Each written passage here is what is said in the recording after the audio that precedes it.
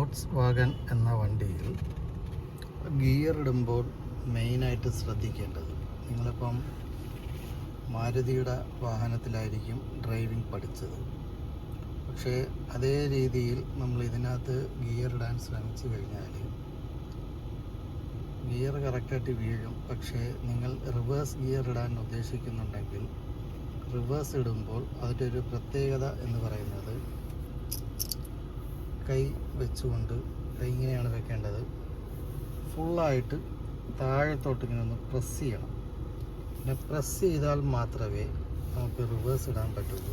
ഇതിനകത്ത് ആ ലൈൻ വരച്ചിട്ടുണ്ട്, ഇതേപോലെ വേണം ഇടാൻ. ഞാൻ ഇപ്പോൾ കൈ ഇങ്ങനെ വെച്ച് ഞാൻ കാണിച്ചു തരാം.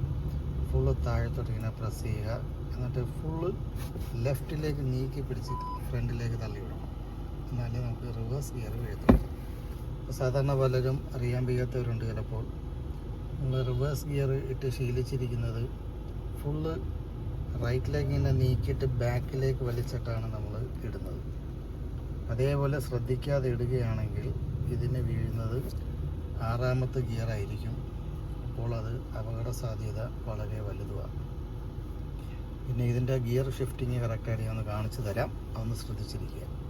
ഫസ്റ്റ് ഗിയർ ഇടുമ്പോൾ നമ്മൾ സാധാരണ ഇടുന്നത് പോലെ കൈ ഇങ്ങനെയാണ് വെക്കുന്നത്. ഞാനിപ്പോൾ ഇത് പെട്ടെന്ന് മനസ്സിലാൻ വേണ്ടി ഞാൻ കൈ ഇങ്ങനെ വെക്കുന്നതേ ഉള്ളൂ. നമ്മൾ സാധാരണ ഇടുന്നത് പോലെ ലെഫ്റ്റിലേക്ക് നീക്കിയിട്ട് പതിയെ ഫ്രണ്ടിലേക്ക് തള്ളുക.